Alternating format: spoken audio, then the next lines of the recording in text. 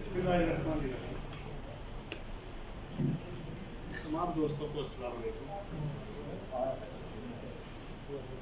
सबसे पहले जी आपको पता है यूजुअल मेरा एक ही सेंटेंस होता है कि अल्लाह का शुक्र अदा करना है इंसान, उसके बाद जो भी करना है बाकी चीज़ें बाद, कामयाबी नाकामी वो सब अपनी जगह। अच्छा वक्त भी आएगा, बुरा वक्त भी आएगा, लेकिन हर हालत में इंसान को अल्लाह का शुक्र ही अदा करना है। और ना शुक्री कर भी लेगा तो क्या कर लेगा, उसको तो कोई फर्क पड़ने नहीं देगा। बहरहाल वापस आते हैं इस तरफ डिस्कशन की तरफ। इससे पहले कि मैं डिटेल में बाकी चीजें शेयर करूँ, तो उसमें 7E जो है ना, चूंकि काफी लोगों की रिक्वायरमेंट है, तो उसको जरा पहले शेयर कर लेते हैं, क्योंकि ईंड इनकम पे जो टैक्स आपको लगा है उससे रिलेटेड कुछ पॉइंट्स हैं वो शेयर करके, क्योंकि इसका इम्पैक्ट आपके क्योंकि उसका इम्पैक्ट डायरेक्टली आपका 2022 के ऊपर आ रहा है। उन्होंने अप्लाई 2022 से किया। अब इससे पहले कि मैं वो फाइल खोलूं, यही वाली फाइल है, खोलूं, इसमें 7E होगा। आगे जाओगे तो इसी में होगा 7E, पीछे पीछे याद रखो, ये 5वें नंबर पे पास इधर होगा।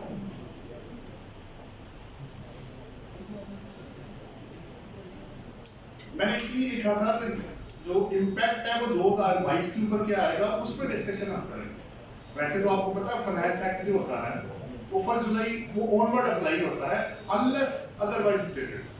तो कुछ चेंजेस ऐसी है जो कि आपके टैक्स ईयर 2022 के ऊपर इम्पैक्ट आ रही है। लॉ बाद में पास हो रहा है बट इम्प्लीकेशन पिछले साल के साथ आ रही है। अब 7E तो ऑब्वियसली इसका पहले सेक्शन है। किसको लगेगा? सबसे पहला पर्सन, रेजिडेंट पर्सन जो है उसके वो कैपिटल एसेट्स जो पाकिस्तान में होंगे उसके ऊपर चार्ज किया जाएगा। 3 मेन क्वेश्चन होते हैं, किसको लगेगा, कब लगेगा और कैसे लगेगा। ये हर जगह पे 3 चीजें होती हैं। किसको लगेगा? रेजिडेंट पर्सन को। कब लगेगा? टैक्स ईयर 2022 से। किस तरह लगेगा? फेयर मार्केट वैल्यू का 1%। ये हमने शॉर्टकट निकाला। लॉ ये कहता है कि आप वैल्यू का 5% लेके उसका 20% ले लें, तो इफेक्टिव जो रेट आएगा वो 1% ऑफ द FNB होगा बेसिकली। अब ये वैल्यू कहां से आएगी? जो 30 जून 2022 पे आपके उस कैपिटल एसेट की जिस पे ये चार्ज करना है एक्सक्लूजन को निकालने के बाद। इसका मतलब ये हुआ कि नॉन रेजिडेंट पर्सन तो पहले से बाहर निकल गया। जो एसेट्स अदर देन पाकिस्तान है, अदरवाइज पाकिस्तान है यानी आउटसाइड पाकिस्तान है, वो भी निकल गए इसमें से। प्लस उन्होंने इसके अंदर एक एक्सक्लूजन की एक लिस्ट प्रोवाइड कर दी कि इस लिस्ट को निकालने के बाद जो कैपिटल एसेट आपका बचेगा उस पे आपने फेयर मार्केट वैल्यू का 1% लेना है। अब मैं आपको एक्सक्लूजन दिखा देता हूं। अब लीगल बैकिंग की आपको कैसे पता ये 2022 से लगा हुआ? इसका पहला सबसेक्शन यही कहता है फॉर द टैक्स ईयर 2022। वो शुरू यहां से हुआ।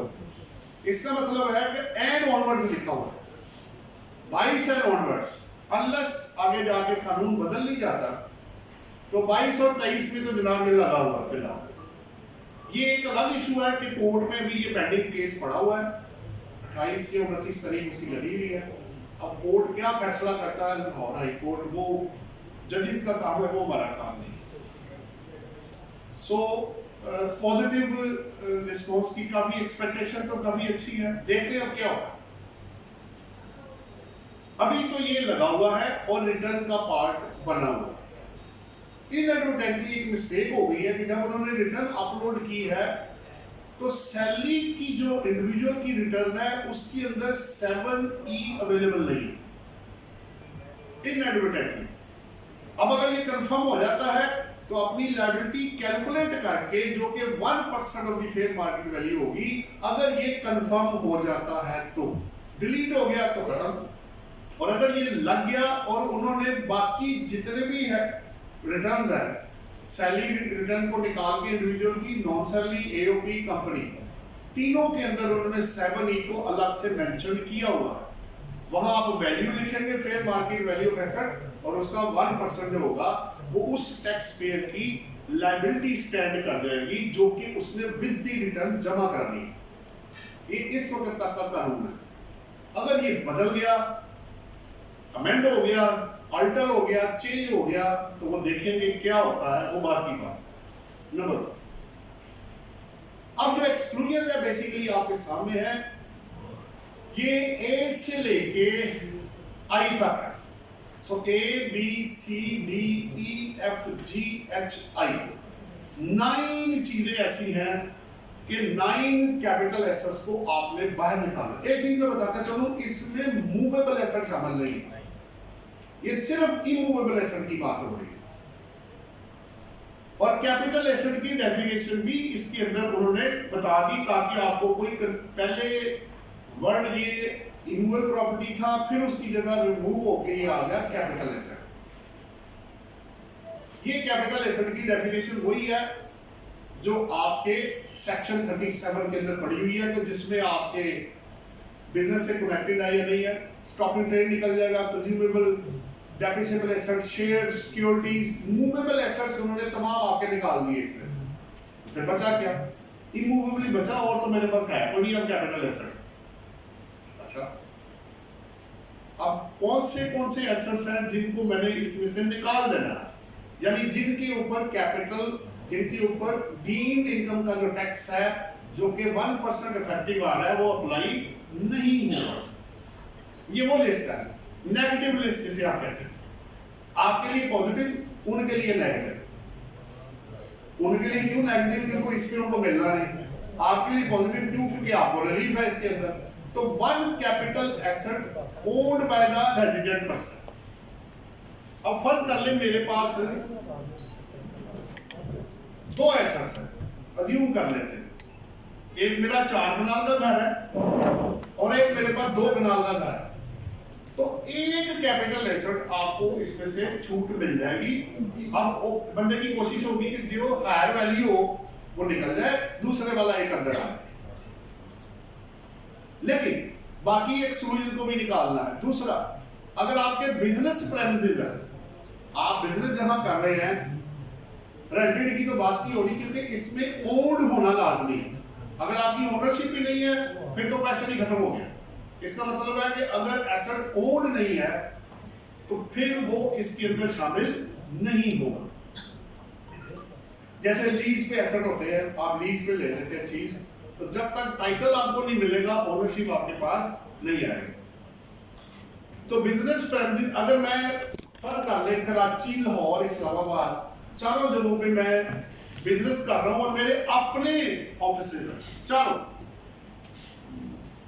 तो चारों के चारों में डिक्लेयर्ड है और मैं, जाहिर बात है, मैं इंडिया में भी आ रहा हूं, फाइलिंग भी कर रहा हूं, बिजनेस इनकम भी डिक्लेयर कर रहा हूं, तो चारों के चारों एसेट्स उसमें निकल जाएंगे। लेकिन उन्होंने साथ ये कंडीशन रखी है कि ड्यूरिंग द टैक्स ईयर आपका एक्टिव टैक्स पेयर की लिस्ट में नाम होना लाजमी है। अगर आप एक्टिव टैक्स पेयर की लिस्ट में नहीं है तो फिर इस सेक्शन के मुताबिक आपको एग्जम्पशन नहीं मिलेगी। सी, अगर आपके पास एग्रीकल्चर लैंड है जिससे आप कल्टीवेशन करके पैसा कमा रहे हैं तो वो भी इसमें से निकल जाएगा। कैपिटल एसेट को जो गवर्नमेंट के शहीद और आर्मी के ऑफिसर या जो फेडरल गवर्नमेंट, प्रोविंशियल गवर्नमेंट के हैं, वो ड्यूरिंग डेथ या यानी बिफोर डेथ या आफ्टर डेथ या रिटायरमेंट के वक्त जो फर्स्ट रोटी होते हैं उनको जो चीजें दी जाएंगी, प्लॉट्स या घर, वो भी इसमें शामिल नहीं होंगे।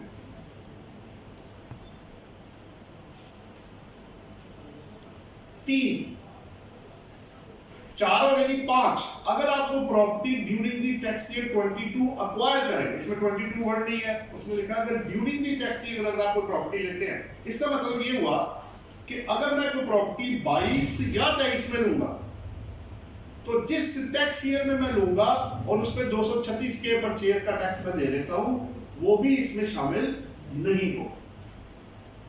नेक्स्ट, अगर आप कोई रेंटल इनकम जनरेट कर रहे हैं, तो प्रॉपर्टी आपने रेंट आउट की हुई है, तो उसको भी पहले था कि उसको शामिल करें, विच एवर यू हायर लें। फिर उन्होंने कहा नहीं वो छोड़ दे। अगर आप रेंट आउट कर देते हैं और प्रॉपर्टी से आपको रेंट आ रहा है, आ चुका है या आ रहा है, दोनों सूट दो। अब 22 है तो आ चुका होगा क्योंकि 22 में लगा हुआ है। अगर आपने 23 में रेंट आउट किया है तो वो 22 की बात कर रहा है। अगर मेरा इफेक्टिव एग्रीमेंट ही 1 जुलाई 2022 को हुआ है, तो मैंने एक्सेप्ट कर लिया कि 30 से 22 में वो रेंट में नहीं था, तो मुझे ये फिर इस सूरत में एक्सक्लूजन इसके मुताबिक नहीं मिलेगी।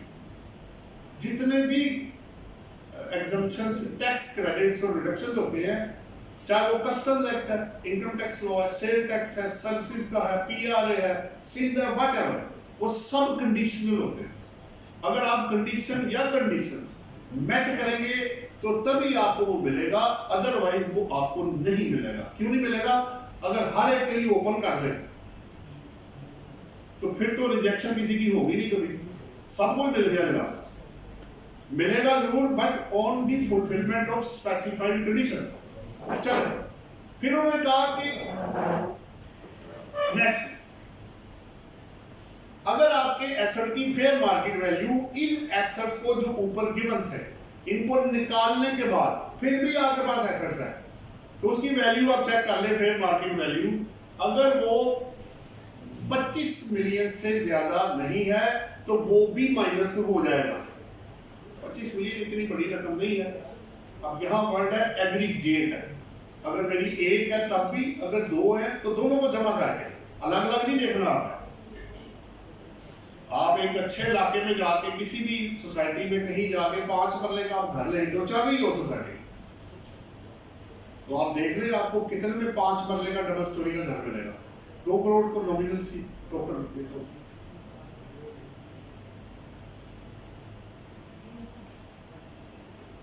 और फिर फेडरल गवर्नमेंट और भी लोकल गवर्नमेंट के पास जो एसेट्स है वो भी निकाले जाएंगे, क्योंकि ये किसी की पर्सनल ओनरशिप तो होनी नहीं है, इसलिए इसको ऊपर नहीं रखा, नीचे रखा गया।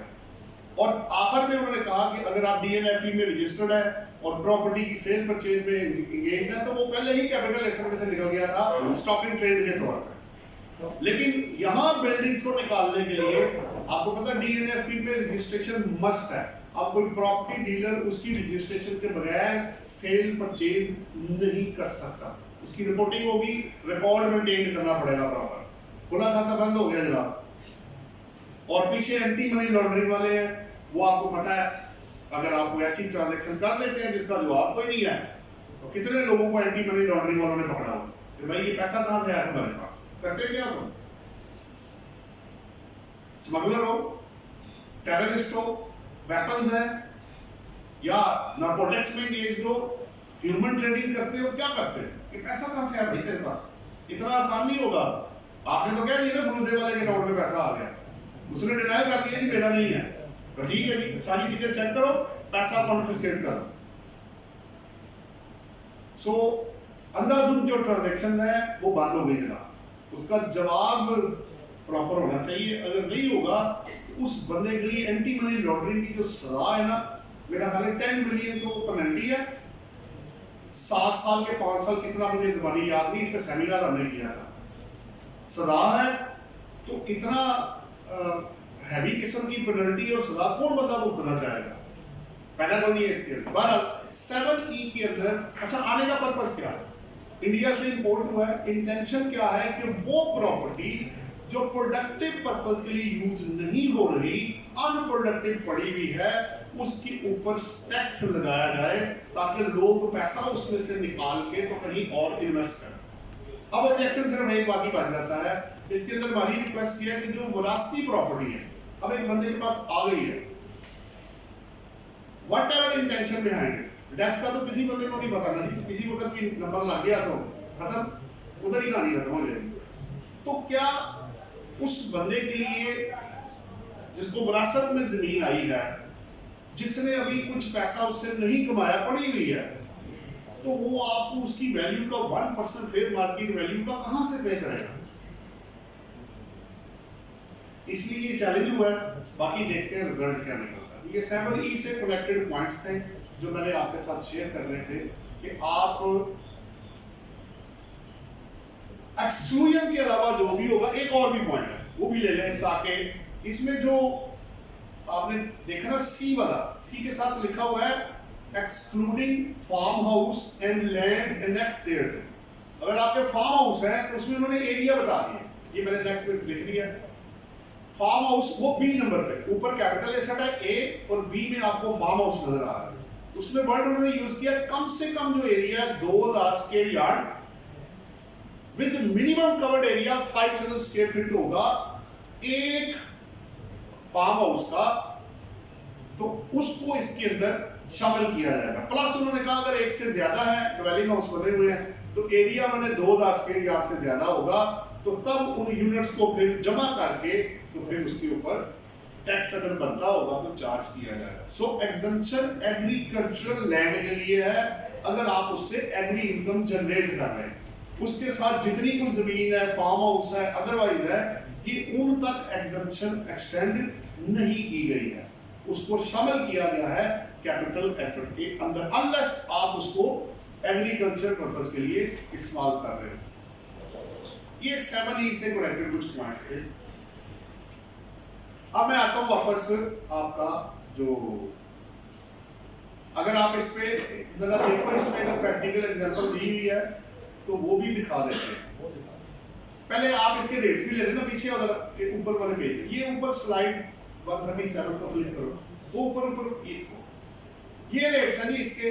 तो उन्होंने कहा tax on deemed rental income, the tax rate under section 7E shall be 20%। सो आगे मैंने कमेंट्स में क्या लिख दिया, कैपिटल एसेट की आप वैल्यू लेंगे, उसका 20% लेके फिर उसका 5% लेंगे, और 5% जब आप जैसे फर्ज कर रहे हैं 100 मिलियन की वैल्यू, 100 मिलियन का 5% 50 लाख रुपए, ये मेरी डीम्ड इनकम बन गई। इसके ऊपर 20% टैक्स, वो बन गया 10 लाख रुपए। तो 10 लाख 100 मिलियन का क्या है 1%। आप उस तरह आ जाए या डायरेक्ट लगा दे फार्मूला, तो इफेक्टिव आपका जो रेट आएगा वो 1% of the fair market value, किस डेट पे 30 जून 22 के ऊपर। अच्छा, इसकी एग्जांपल जरा नीचे देखो, या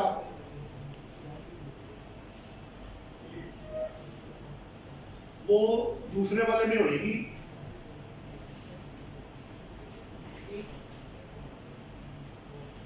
ये तो इसी के थे ना, ये ठीक है।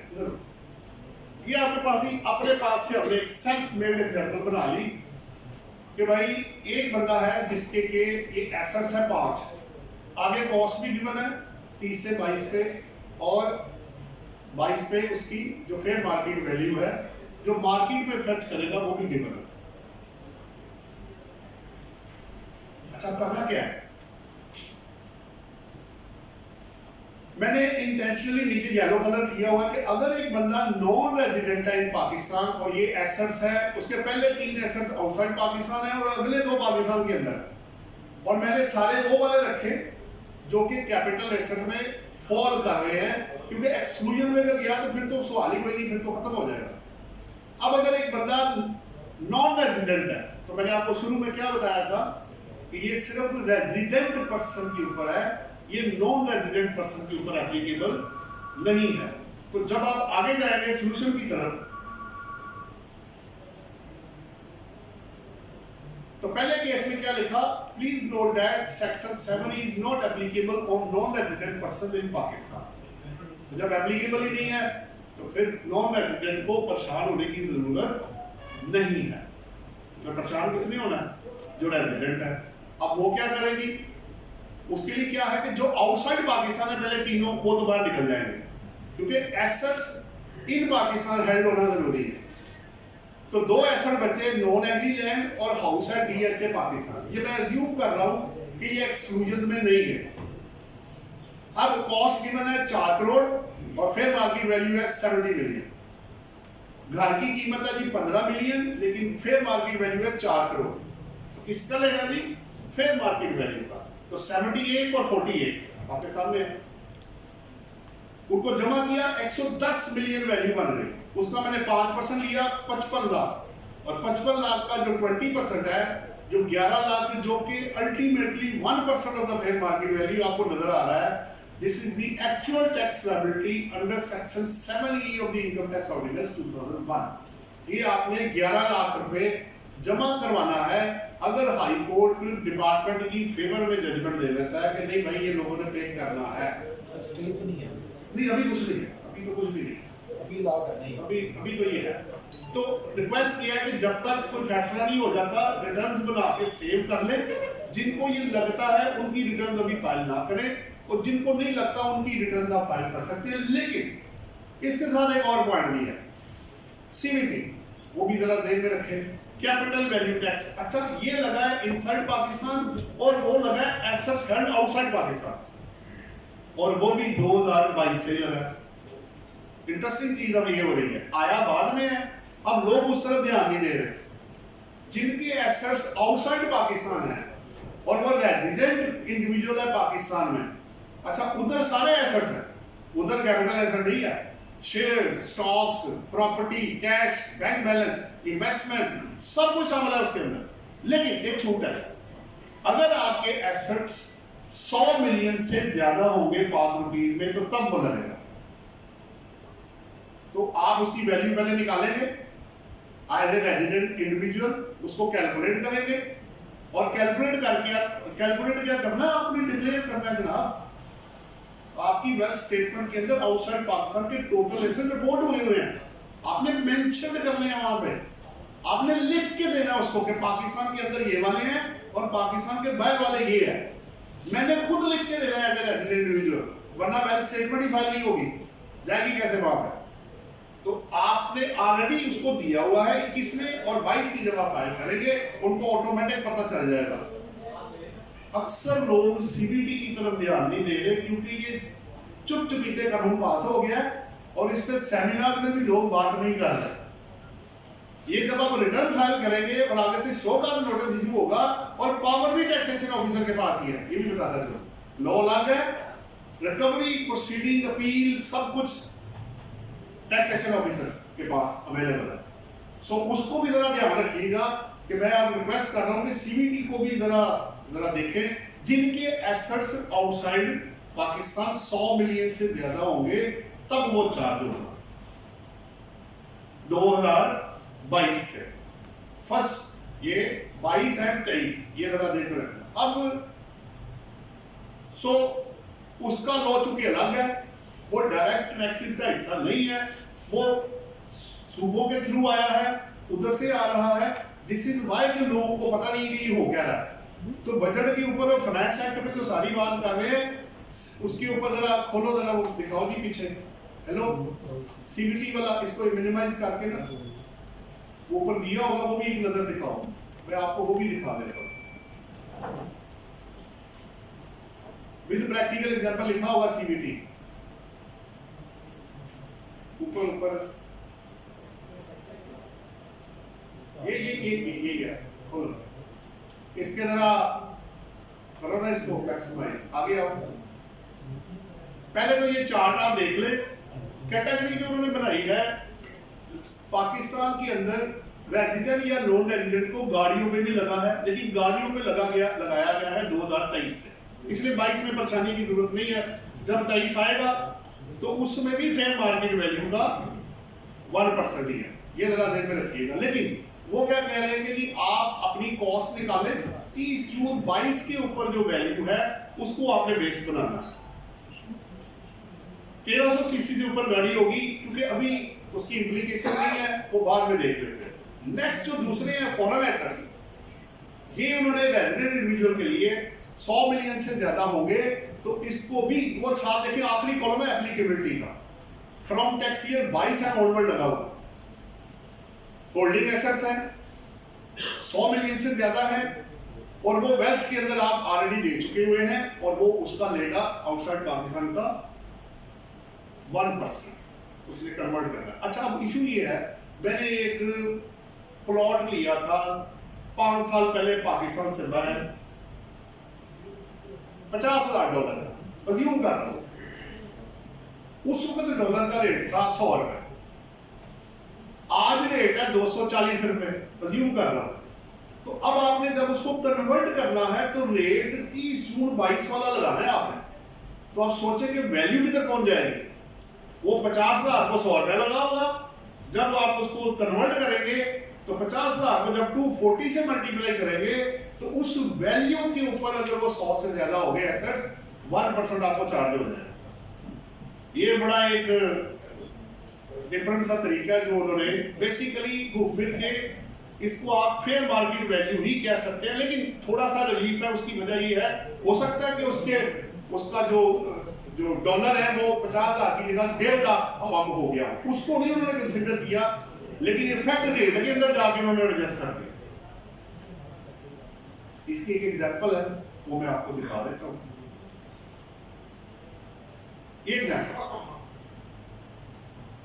ये उसी तरह 5 है जी, पहली 3 गाड़ियां, फिर आगे चौथा अपार्टमेंट है और 5वें पे एग्री लैंड है।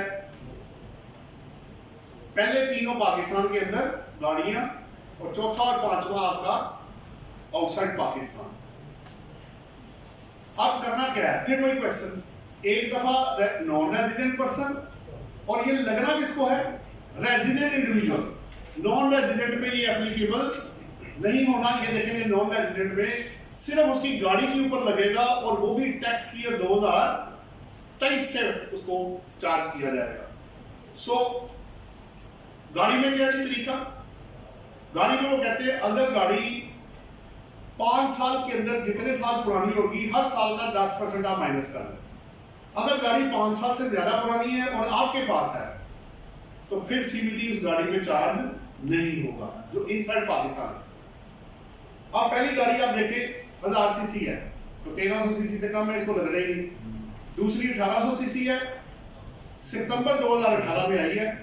और तीसरी 70 kWh, एक देखिए 2 तरह की गाड़ी है, with engine and without engine.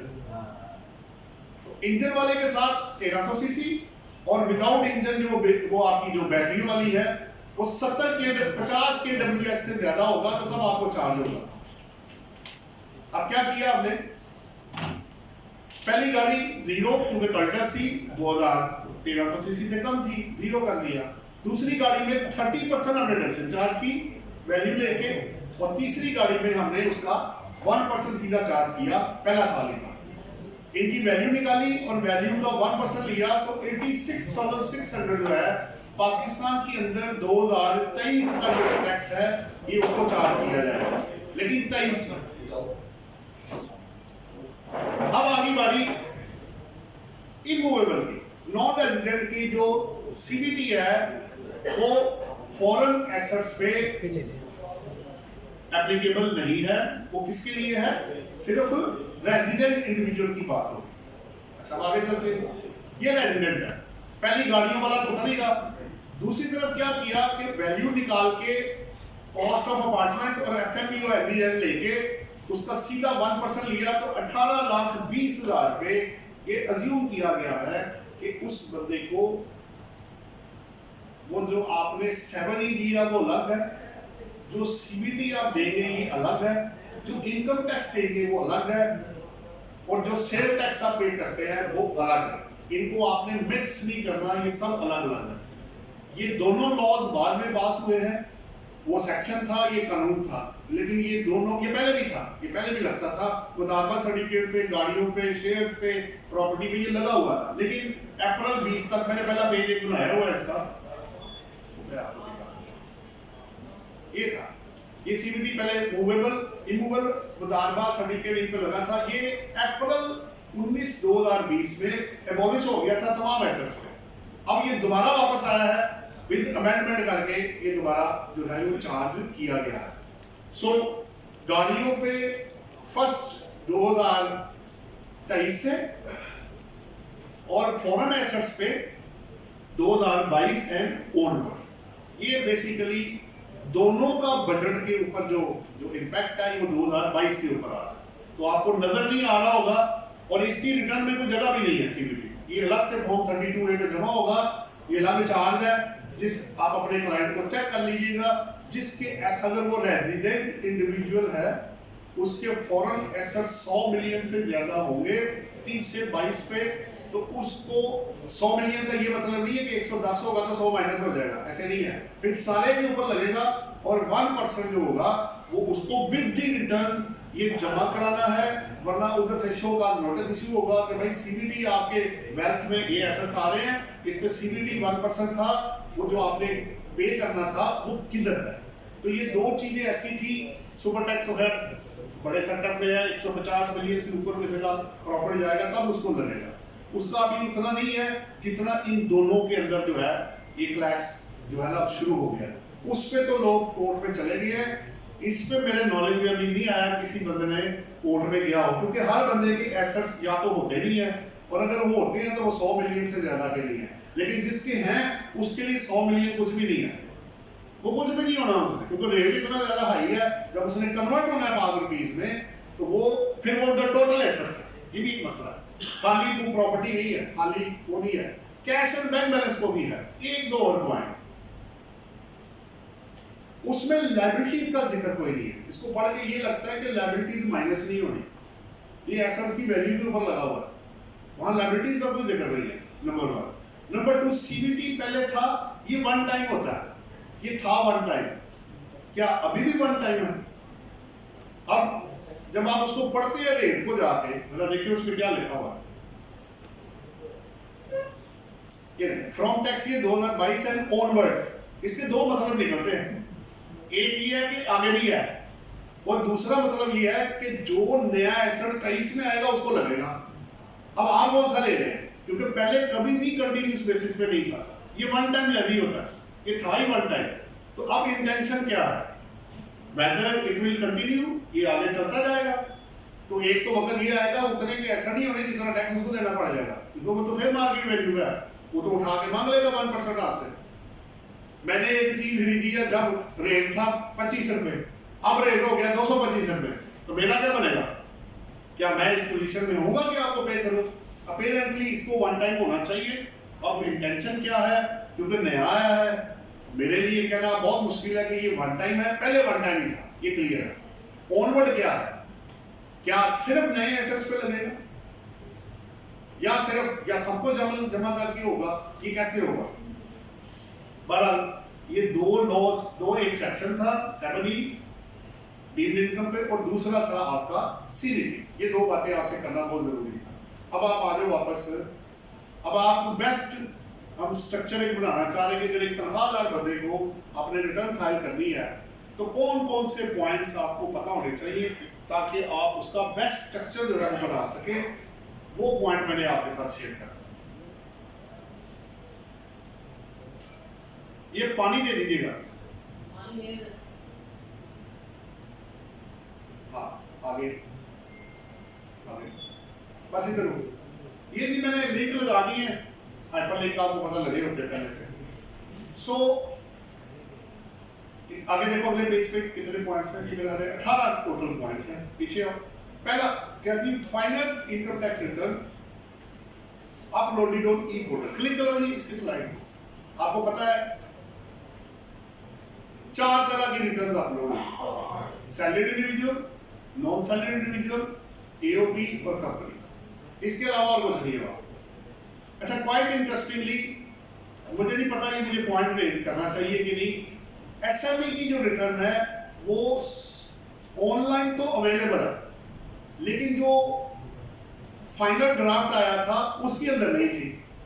तो फिर उसकी लीगल बैकिंग क्या है, वो आया किधर से? उसको तो आपने बनाया ही नहीं था। पिछले साल मुझे याद पड़ता है लेट आया था, ये क्या हुआ था, इसी तरह का इशू हुआ था। बहरहाल सर्कुलर जो एसआरओ है जो उन्होंने इशू किया है उसके अंदर तो वो अवेलेबल नहीं है, लेकिन ऑनलाइन जाके चेक करेंगे तो वहां न्यू रिटर्न के अंदर वो अवेलेबल है। बाकी अभी कुछ क्यूरीज है मैं बाद में आपसे शेयर करूंगा। कुछ रिटर्न्स के अंदर कुछ प्रॉब्लम्स आ रही हैं, वो बाद में हम देखेंगे। अच्छा जी, लिंक को क्लिक करो पीछे। दूसरा, ये बेसिक मैं हर दफा शेयर करता हूँ, क्लिक करो। आपने इनकम को अकाउंट किस तरह करना है, अकाउंट फॉर कैसे होना है। ये पांचों हेड है कंपनी के लिए और अदर डायरेक्ट कंपनी। सैलरी आपने, क्योंकि कंपनी और एओपी की होती नहीं, तो रिसीव्ड बेसिस पे आपने अपने क्लाइंट के डॉक्यूमेंट्स चेक करने हैं, क्या इसको पैसा रिसीव हुआ कैश में, क्रॉस चेक में, बैंक एंट्रीज, कुछ इसके पास प्रूफ है कि पैसा इसको मिल गया है। अगर आपके क्लाइंट को पैसा मिला ही नहीं, बाद में देंगे जी आप अगले साल देंगे, पेंडिंग हो गया, कंपनी बंद हो गई है भाई, पैसे नहीं है हमारे पास, तो क्या होगा? देन इनकम टैक्स रिटर्न में इनकम नहीं आएगी, क्योंकि मैंने रिसीव कुछ नहीं किया जनाब एक बार। लेकिन वेल्थ स्टेटमेंट में अगर आपने काम किया और पैसे नहीं मिले, वो आपसे कमिट कर रहे हैं कि बाद में देंगे, आप उसकी रिसीवेबल एंट्री डालेंगे। मसलन एक बंदे की 12 लाख सैलरी है साल की, अगर उसको कुछ भी नहीं मिला, आप नील की इनकम टैक्स की रिटर्न फाइल करेंगे और वेल्थ स्टेटमेंट के अंदर 12 लाख पूरा रिसीवेबल स्टैंड होगा, क्योंकि वो अप्रूवल बेस पे बनाया जाता है। नंबर 1 प्रॉपर्टी इनकम है, अप्रूवल है, रिसीवेबल है, आप डाल सकते हैं। Accrual basis, actually real accounting system accrual ही है।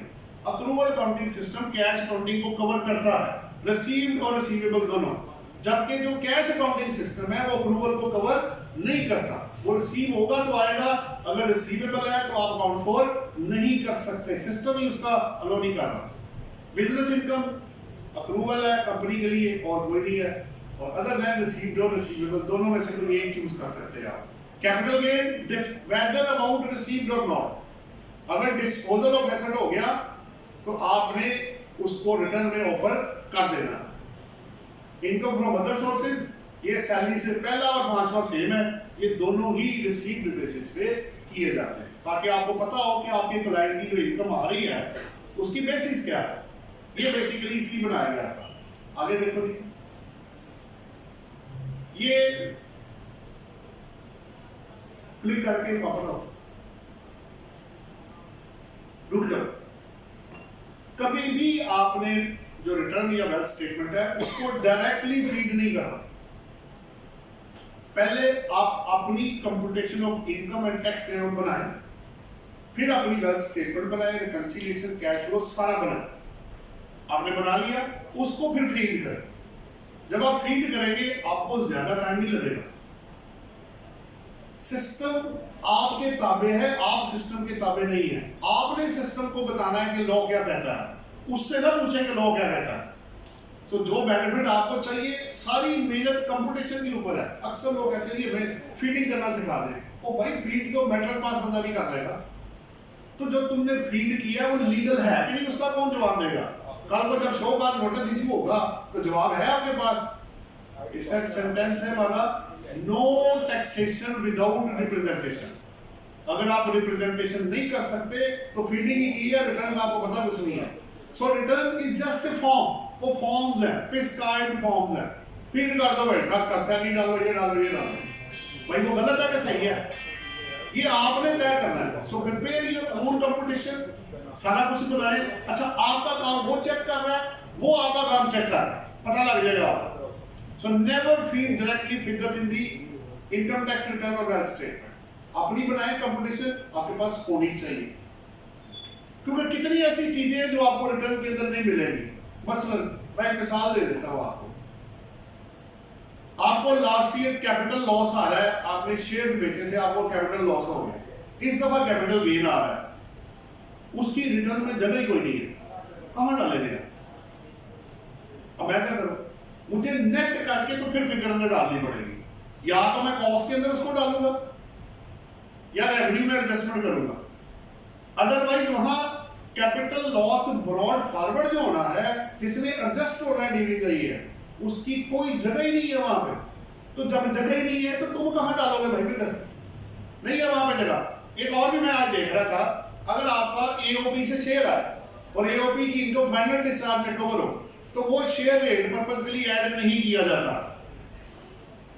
वहां एफटीआर का शेयर है ही कोई नहीं, वो सारा एनटीआर का है, after tax, before tax, tax out of tax portion, out of untaxed portion, बस। तो एफटीआर किधर गया? जगह कोई नहीं है वहां पे।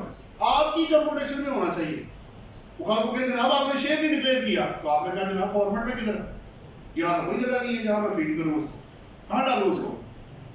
सो कुछ फिगर्स, कुछ नहीं, सारा काम आपने करना है। फॉर्म तो जस्ट एक कॉलेज के एडमिशन फॉर्म की तरह है, तो भाई इसको फिल कर दो, दाखिला हो जाएगा।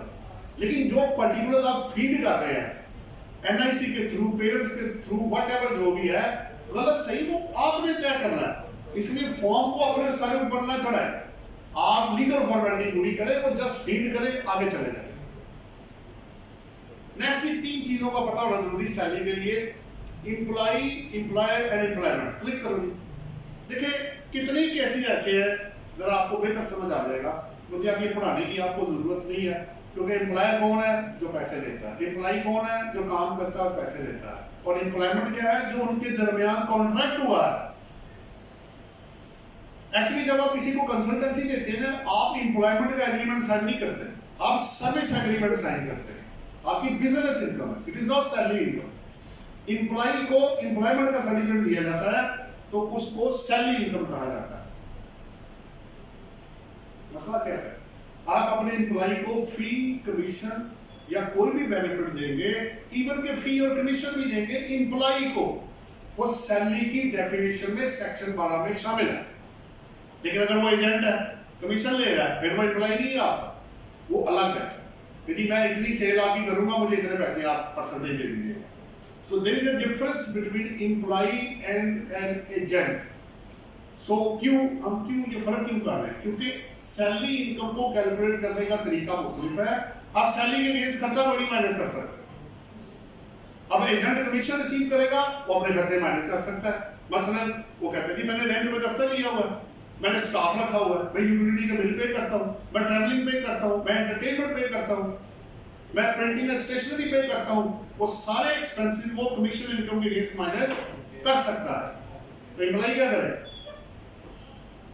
एम्प्लॉय ना तो कोई लॉस सैलरी के अगेंस्ट एडजस्ट कर सकता है और ना ही कोई एक्सपेंस माइनस कर सकता है। एक्सपेंस आपको मिलेगा 12 सबसेक्शन 4 में, जो कहता है कि आप सैलरी इनकम के अगेंस्ट कोई एक्सपेंस माइनस नहीं कर सकते। और 56, 57 जब आप पढ़ेंगे, 56 वो कहता है कि आप सैलरी इनकम के अगेंस्ट कोई भी लॉस माइनस नहीं कर सकते। तो तरीके मुख्तलिफ हो गए। अब एक खर्चे पूरे अलाउ कर रहा है, अच्छा आपको डेप्रिसिएशन में मिल जाएगी। मैंने कंप्यूटर रखे हुए हैं, फर्नीचर रखा हुआ है, वो मैं इस्तेमाल कर रहा हूं, तो मुझे डेप्रिसिएशन मिल जाएगी। तो सैलरी वाला क्या करे? सैलरी वाला एग्जम्पशन ही है, जितनी अवेलेबल है वो आपको इंशाल्लाह वो दिखाते हैं। अदरवाइज और कोई चीज उसके लिए अवेलेबल नहीं है। देखिए जी, क्लिक करें, इसको आप निकालो। आपने जब किसी की सैलरी कैलकुलेट करनी है, टैक्स निकालना है, तो ये 6 पॉइंट आपने लाजमी चेक करने। पहला, क्या आपके क्लाइंट की इनकम एग्जेम्प्ट तो नहीं है? क्या उसको कोई डिडक्टेबल अलाउंस तो अवेलेबल नहीं है? क्या उसको कोई टैक्स रिडक्शन अवेलेबल तो नहीं है? क्या कोई टैक्स क्रेडिट तो अवेलेबल नहीं है? कोई जो टैक्स जितने पेड किए हैं वो भी आपने सारे माइनस करने हैं। और अगर आपने ड्यूरिंग द ईयर कोई टैक्स, मसलन नई गाड़ी में आपने टैक्स पे कर लिया, तो आप अपने एम्प्लॉयर को वो दिखा के वो टैक्स एम्प्लॉयर से माइनस करवा सकते हैं। मसलन गाड़ी में मैंने 50,000 रुपए किए जून से पहले मैंने एम्प्लॉयर के पास गया कि मेरा टैक्स कितना बनता है? उसने कहा जी हमने ₹1,00,000 आपका काटना होता है। मैंने कहा जी 50,000 तो ये मेरे मोबाइल में है, ये मेरी गाड़ी में है, ये आप मेरी लायबिलिटी में से माइनस कर दें ताकि आपका रिफंड ना। तो वो एडजस्टमेंट भी, क्योंकि सैलरी इनकम ऐसी क्लास है जिसको बेनिफिट पूरा नहीं मिलता। बिजनेसमैन तो चीज महंगी बेच के प्रॉफिट कमा लेगा, सैलरी उस रेशो से नहीं बढ़ती। इसलिए सैलरी के लिए हमारी पूरी कोशिश होती है कि यार इस बंदे को जो लॉ के अंदर मैक्सिमम बेनिफिट है ना, वो इसको लेके दो। अगर बनता है तो ये जमा कराए, अगर नहीं बनता तो इसकी जान छोड़ा, खत्म करें बात। अब वापस आ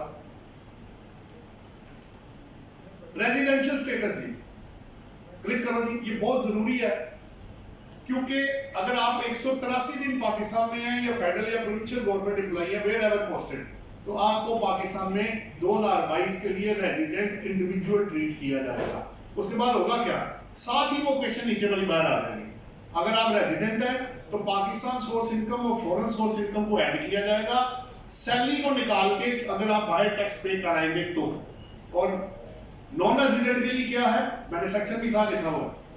आपकी सिर्फ वो इनकम जो आप पाकिस्तान में कमाएंगे उस पर टैक्स पे करेंगे। अब रिटर्न में जाके मुझे कैसे पता लगेगा?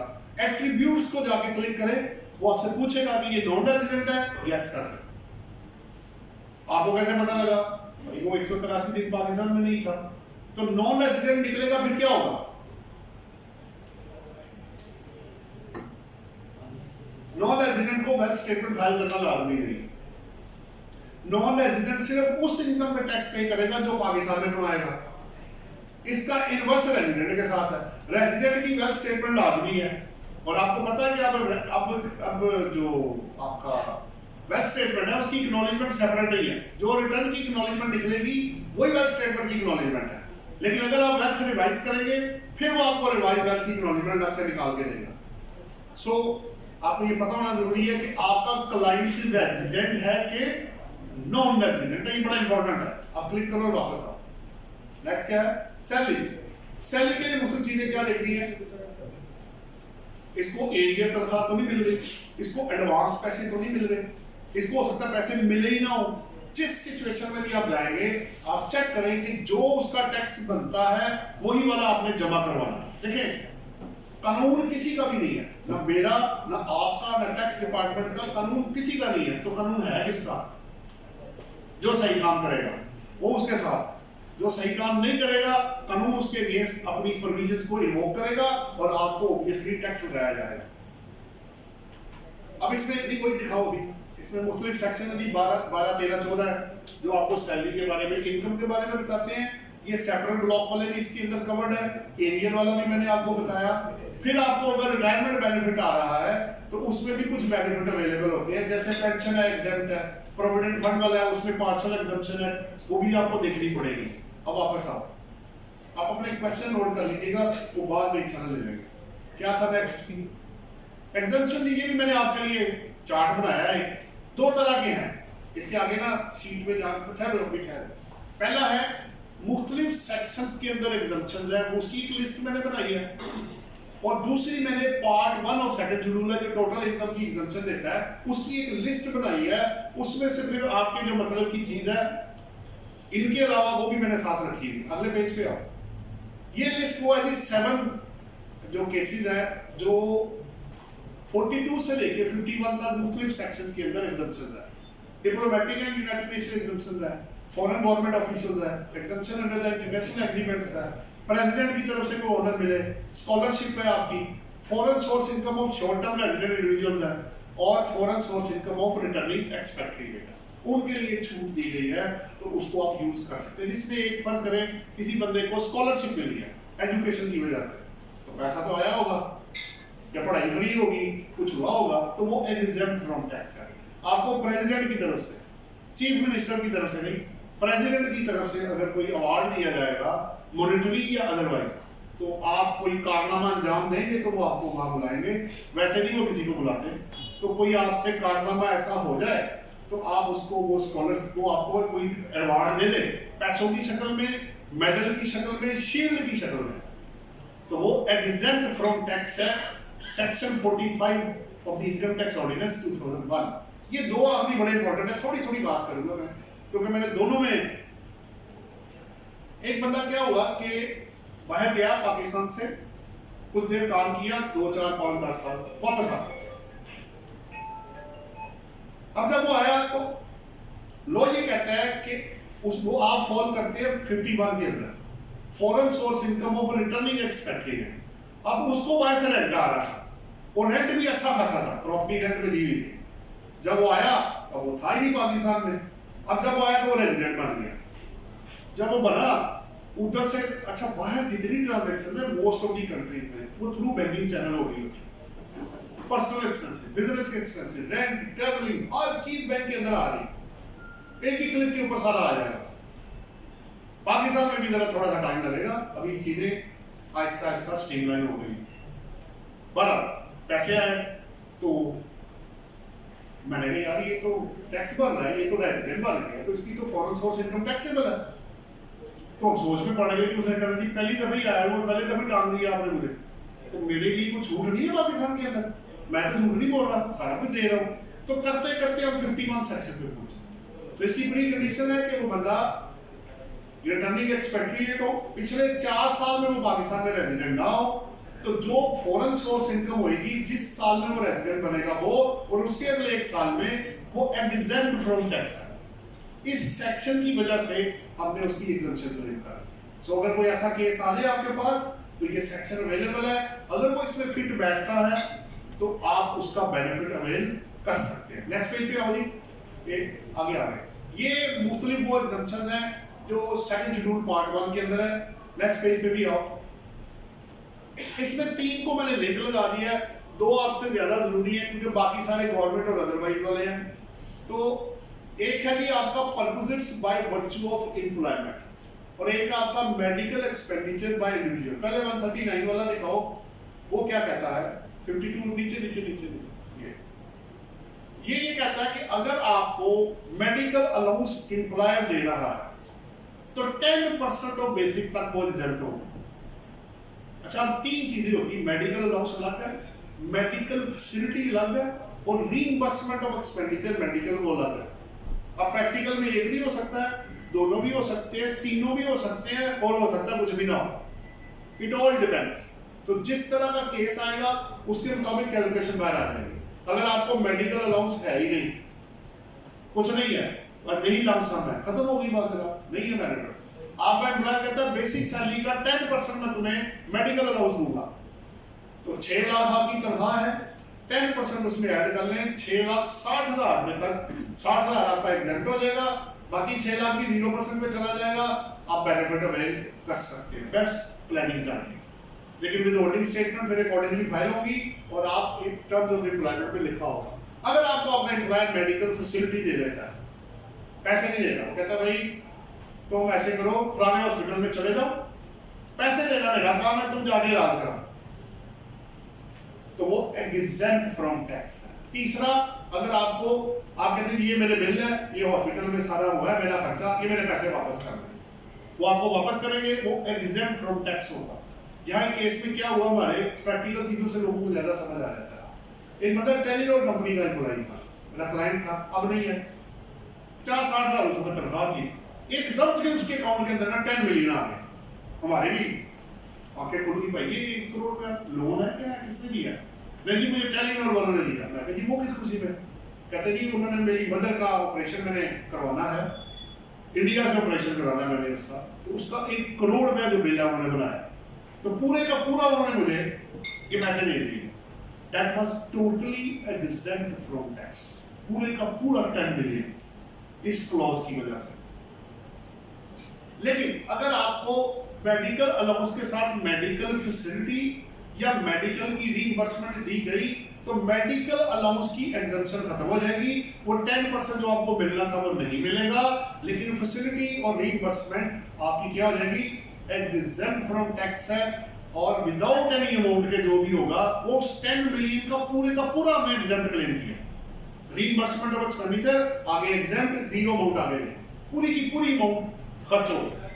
बहरहाल आगे देखो जी, इसका नहीं, अब पीछे आओ,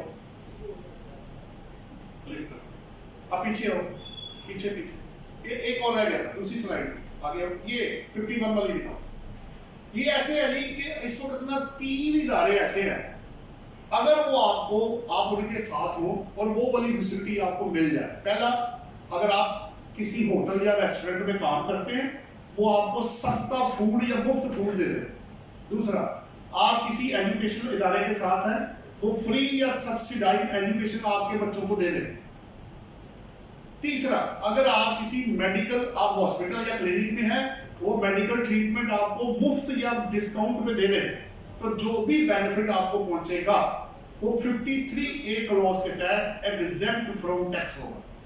तो अपने क्लाइंट को चेक कर लें, होटल इंडस्ट्री में तो नहीं है, एजुकेशन में तो नहीं है, ठीक है, आपके सामने है, होटल है, एजुकेशन है और आपका मेडिकल, 3 चीजें आपके पास आ रही।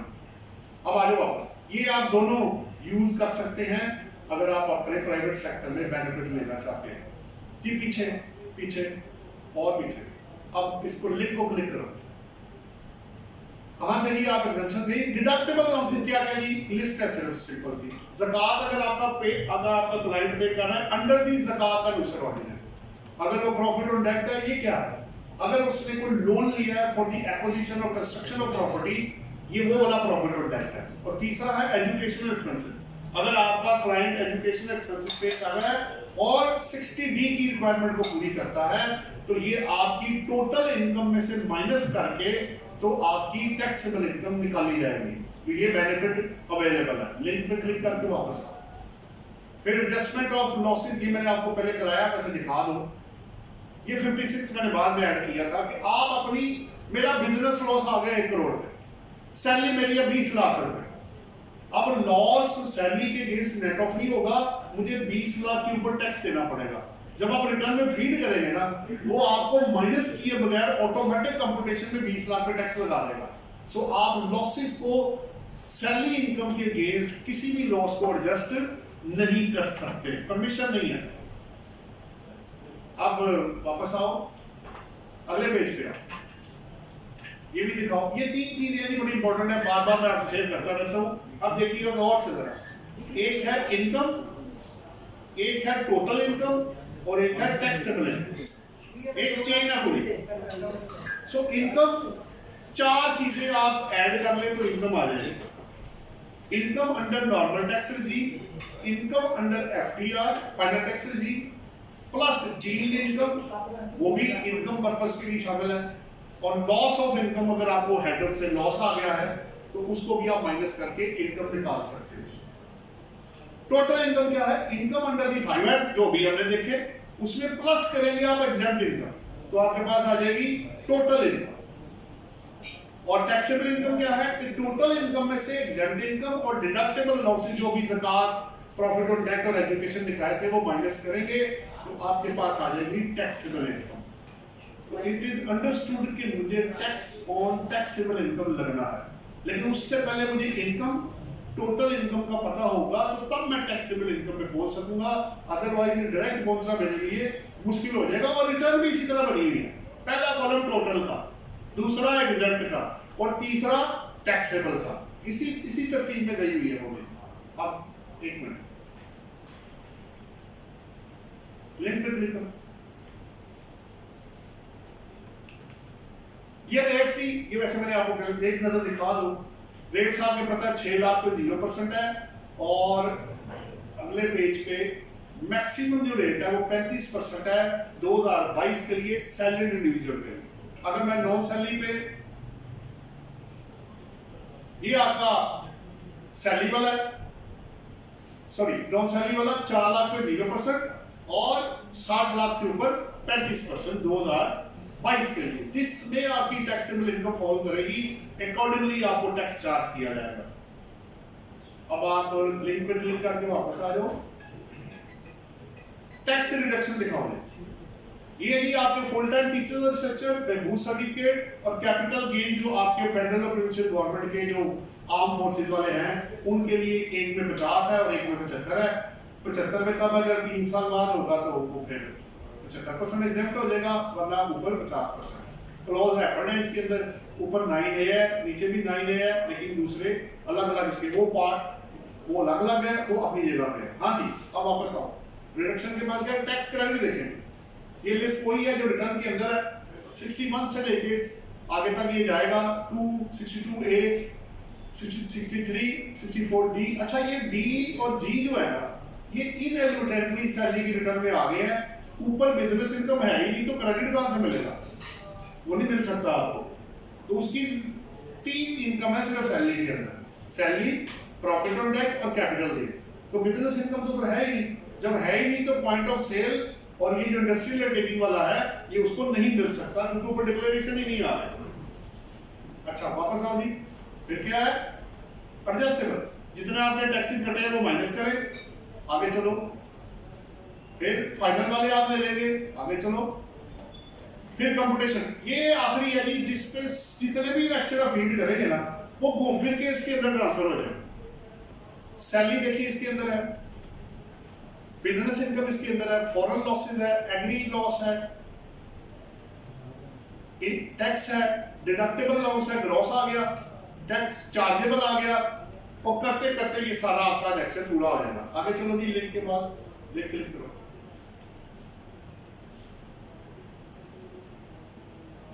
ये मेरे कुछ पॉइंट्स थे जो डायरेक्टली आपकी रिटर्न से रिलेटेड थे। अब मैं स्टेटमेंट वाला दिखाओ भाई, एक न्यूमेरिकल सिर्फ आपको उसकी फीड मैंने करा दिया था लास्ट टाइम, उसकी फीडिंग करके मैं आपके लिए लाया हूं। मैंने सिर्फ उस पर बात करनी है, फिर आप थोड़ा सा आगे क्वेश्चन आंसर जो भी है। तो एक मैंने वो करना है और दूसरा एक और पॉइंट है, जरा इस पर पहले क्लिक करो ना, वो आपको वेल स्टेटमेंट वाली एग्जांपल भी निकालनी पड़ेगी। मिनिमाइज करो वेल स्टेटमेंट में, इसी में ना वेल स्टेटमेंट ऊपर कमेंट्स ऑन वेल स्टेटमेंट, ये नहीं ऊपर वाली फाइल में। हाँ, इसमें आओ, इसको बड़ा करो साइज, आगे चलो। इसमें प्रैक्टिकल एग्जांपल कोड दिए होंगे, ये 64 स्लाइड, ये अभी 5 नंबर है, उसको क्लिक करो। पीछे आओ जरा, पीछे आगे होगी एग्जांपल, पेज आगे पीछे हो गया। तुमने किसको क्लिक किया है?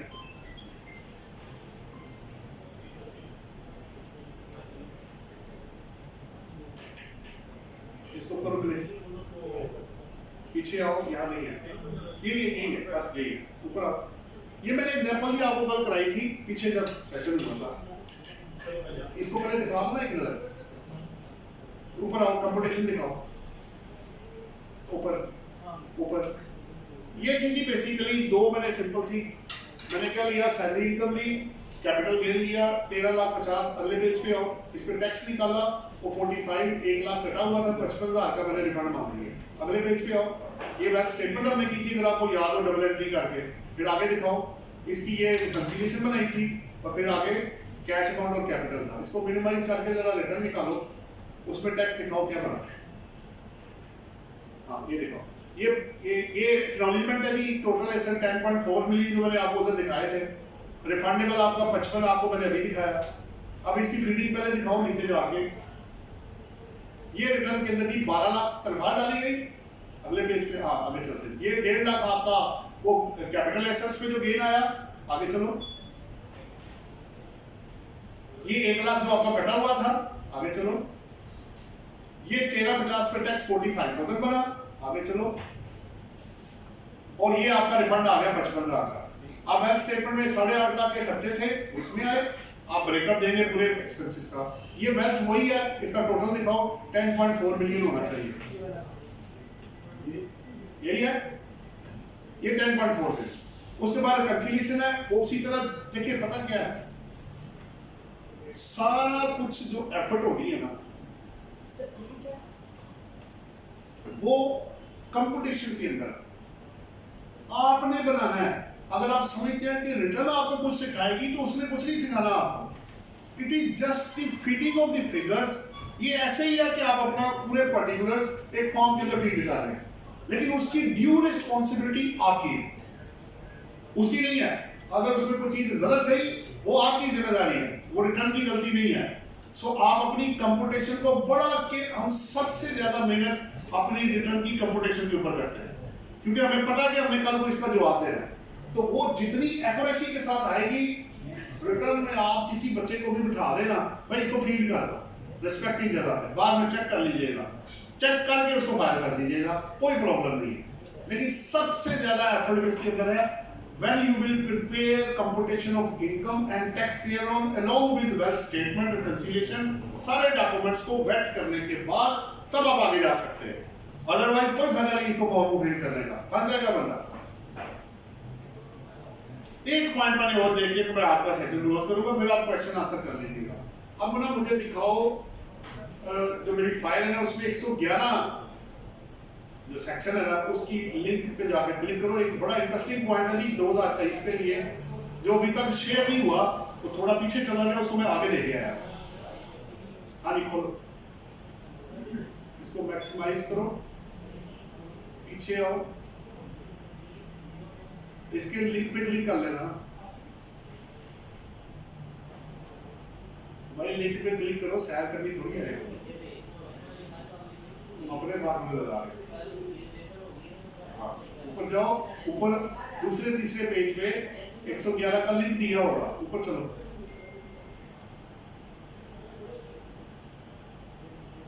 ऊपर ऊपर ऊपर इससे भी कर सकते हो। ये आ गया, ये आ गया 36 पेज, क्लिक करो उसको और 26 सीरियल पे ऊपर ऊपर आगे। ये जी बेसिकली ना एक बड़ा इंटरेस्टिंग पॉइंट है। वो ये रहा है कि 111 के अंदर एक 4A section sub section insert किया गया है 2023 से, अगले साल से होगा। वो क्या कह रहा है कि अगर आपका केस फाइनल टैक्स रिजीम के अंदर चला गया तो आपने दो इनकम्स कैलकुलेट करनी है, इम्प्यूटेबल इनकम और जो अकाउंट्स के अंदर फिगर आएगी वो। फर्ज करें मैंने इम्प्यूटेबल इनकम कैलकुलेट की, टैक्स से वर्क बैक किया तो मेरी इनकम बन गई 15 लाख, जबकि मेरे अकाउंट्स के अंदर जो फिगर आ रही है वो 1 करोड़ में अज्यूम कर रहा हूं मैं। अब लॉ ये कह रहा है कि अगर आपने इम्प्यूटेबल इनकम से ज्यादा का क्रेडिट लेना है, किसने, इंडिविजुअल और एओपी। इम्प्यूटेबल इनकम कितनी है 15 लाख रुपए, एक्चुअल इनकम कितनी है 1 करोड़ रुपए, डिफरेंस कितना है 85 लाख रुपए का। तो इस 85 लाख को अकाउंट फॉर करने के लिए आपको चार्टर्ड अकाउंटेंट से ऑडिट कराना पड़ेगा, उसके बगैर रिटर्न नहीं जाएगी आपकी। और अगर आपने कर दी तो इस इनकम पे वो आपको फाइनल डिस्चार्ज नहीं देंगे, नॉर्मल टैक्स आपको लगा देंगे। सो अगले साल में, इस साल में ये मसला नहीं है, नेक्स्ट ईयर में क्या होना है। अगर वैसे आपस की बात है फाइनल डिस्चार्ज वाले केस वो थोड़े से रह गए, अगर आपका केस फाइनल डिस्चार्ज में आता है, जैसे एक्सपोर्ट है, ठीक है, डिविडेंड है, प्राइस बॉन्ड है, वो थोड़े से रह गए, पेट्रोलियम वाले हैं, 4-5 केसेस ही बचे हैं, इससे ज्यादा केसेस अब है नहीं, सारे मिनिमम टैक्स या नॉर्मल में चले। अगर एफटीआर के अंदर आप गए और इम्प्यूटेबल इनकम आपकी एक्चुअल इनकम, अगर आप क्रेडिट एक्चुअल इनकम का लेना चाहते हैं जो कि इम्प्यूटेबल इनकम से ज्यादा है, तो फिर आपको, क्योंकि कंपनी को ऑलरेडी ऑडिट करा रही होती है, तो इंडिविजुअल एओपी को ऑडिट करवा के ऑडिटेड अकाउंट्स अपनी रिटर्न के साथ उसको फाइल करने पड़ेंगे। अगर आपका एक्चुअल प्रॉफिट इम्प्यूटेबल इनकम के बराबर या कम है तो फिर कुछ भी करने की जरूरत नहीं होगी। ये मैंने कोशिश की थी कुछ पॉइंट्स आपके साथ शेयर करूं जो कि अच्छा, वो रिटेलर के बारे में ये आपको पता है कि उन्होंने डायरेक्शन दे दी है रिस्पेक्टिव कंपनी को कि इनके अगले बिलों में एडजस्टमेंट कर दें। लेकिन मसला ये है कि जो रिटेलर वाकई इसमें नहीं आते थे उनको तो रिलीफ था। असल में हुआ ये है कि इन्होंने सबको चार्ज कर दिया, कमर्शियल बिल जिसका भी भेजा सबको चार्ज कर दिया। अब वो लोग जिनको लगना ही नहीं था उन्होंने तो छोड़ डालना ही था, तो उनका तो रिवर्सल होना चाहिए था। बट अगली मीटिंग अक्टूबर में ड्यू है, हो सकता है उसमें वो कहेंगे जो स्पेसिफाइड वाले हैं क्या करते हैं, पुराने को इंटैक्ट करना है, अभी तक तो पुराना चलेगा। इस 3 माह जो उन्होंने कह दी जुलाई अगस्त सितंबर में प्रॉफिट एंड लॉस बेस पे रिटेलर जो है टियर 2 वाले टैक्स देंगे। आगे क्या होगा, वो पुराने को रिवाइव करेंगे या अमेंड करेंगे या कोई टाई अप होता है आपस में, वो बाद में आपको पता लगेगा। प्लस फार्मास्यूटिकल वालों के लिए अच्छी खबर ये है कि वो कह रहे हैं कि जो 0% आप इसको कर रहे हैं इसको 0% करें एक तो, और जो इनके इनपुट्स हैं बिजली है या लोकल परचेज है उसको 0% कर। अगर आपने 1% लेना है तो फिर क्योंकि एडजस्टमेंट तो मिलनी नहीं ना आपको, तो जब एडजस्टमेंट नहीं मिल रही, मुझे एक बात हो रही है, तो फिर वो पैसा मेरी कॉस्ट में चला जाएगा ना, कॉस्ट बहुत बढ़ जाएगी। तो इंपोर्ट सजेशन ये है, देखिए आगे क्या होता है वो बात की बात, वो इसको मानते हैं या नहीं मानते हैं या पार्टली मानते हैं पार्टली नहीं मानते हैं, वो बाद में देखेंगे। ये कुछ चीजें थी जो मैंने आपसे रिटर्न से रिलेटेड इम्पैक्ट ऑफ बजट का 2022 पे था वो, और प्लस ये जो आगे इम्प्यूटेबल इनकम का है, और प्लस ये जो कुछ अपडेट से ये मैंने शेयर करने थे। अब इसके अलावा अगर आपका कोई सवाल हो तो वो आप मेरे साथ कर सकते हैं।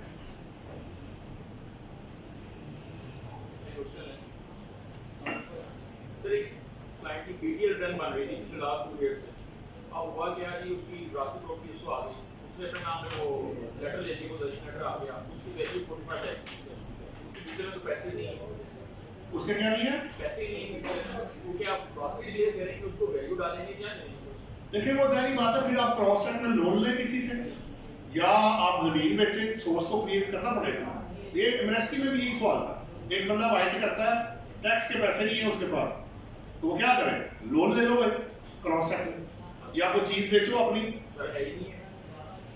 तो जिस पे लग रहा है वो क्या, सॉरी जिस पे लग रहा है वो क्या, प्रॉपर्टी है, सर प्रॉपर्टी है, वो तो प्रॉपर्टी तो विरासत आएगी ना सर। तो आ गई ना, हाँ सर, बेनिफिट तो आ गया ना भैया। प्रॉपर्टी विरासत तो पेमेंट तो की कोई नहीं है। अब वाले साहब कह रहे थे अपना ट्रांसफर कराएंगे, ट्रांसफर डाल दिया।